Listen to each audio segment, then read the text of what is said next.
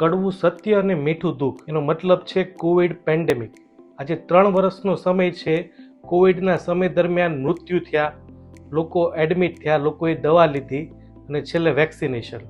આજ દિન સુધી એના પરિણામો આપણે જોઈએ છીએ.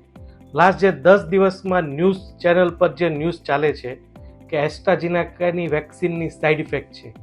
ઘણા ડૉક્ટરો કહે છે કે rare of the rare side effect છે. 1 લાખમાં 3,000ને થવાવાળી તકલીફો છે, એટલે કંઈ ના કહેવાય, એના કરતાં એના ફાયદા વધુ જોવાય. પણ આ વિડીયો આજે હું એટલે બનાવું છું કે આજના ન્યૂઝ એ હતા કે આ એ જ કંપનીએ હજારો કરોડની વેક્સિન જે માર્કેટમાં અત્યારે અવેલેબલ છે, એ કંપનીએ પાછી ખેંચાવી. શા માટે? તો એનું રીઝન છે સાઇડ ઇફેક્ટ. એ સાઇડ ઇફેક્ટ છે TTS, થ્રોમ્બોસિસ થ્રોમ્બોસાઇટોપિનિયા સિન્ડ્રોમ. એમાંનું આ એક પેશન્ટ અમારી પાસે આવેલું છે. આવા હું મહિને 3 થી 4 પેશન્ટ સુરત સિટીમાં હું જોઉં છું.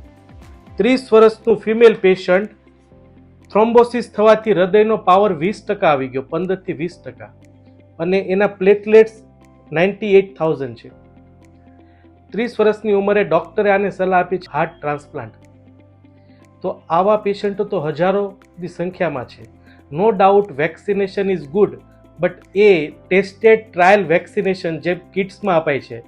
તો પ્લીઝ નેક્સ્ટ ઓનવર્ડ જે થયું એને એક્સેપ્ટ કરવું પડશે, બટ નેક્સ્ટ ઓનવર્ડ સરકાર, ડૉક્ટર કે આમ આદમી ઓલવેઝ વિચારે કોઈ બી નવી દવા કે જે ઓછા સમયમાં નીકળી છે એનો યુઝ કરવા હેતુથી.